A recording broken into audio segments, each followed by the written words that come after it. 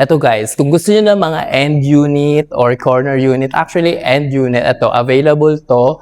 Meron din siyang carport. So, ito yung pinaka-carport niya. Then, ito na yung foyer or pinaka-main entrance niya. So, tara, silipin natin yung loob. Ay, may mga shorts. So, I think sa mga construction workers na gumagawa dito. Pero pagpasok nyo, ayan na siya. Ayan. Dito sa side na to is toilet and bath. Then, may pinto dito. Check natin. Ayan. So, para may mini room dito na pwede nyo gawing office or living area or game room. Then, may sliding door siya. Ayan.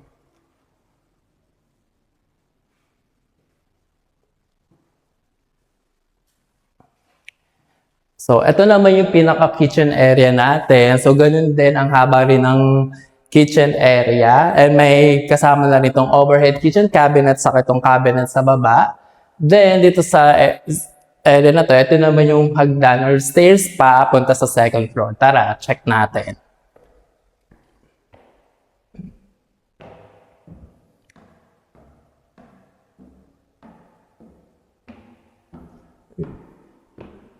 So, medyo madumi lang siya, pero syempre, once nakapag-reserve kayo dito at pag once na ito turnover na rin siya sa inyo, syempre lilinisin na rin to. So, malinis to once na turnover sa inyo. Sa ngayon kasi, ongoing pa rin naman yung mga ginagawa dito. So, ito yung isa sa mga bedroom natin.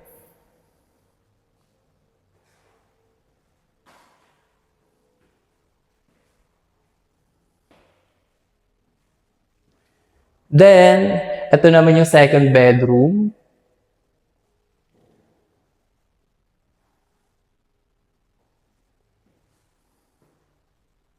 So, ito yung common toilet and bath. So, hindi pa masyadong gawa o hindi pa masyadong tapos. Then, ito naman, so silipin naman natin yung master bedroom.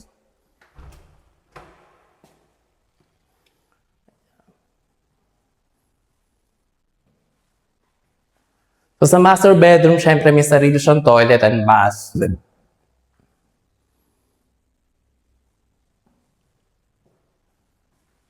So, ayan. Ito yung hallway.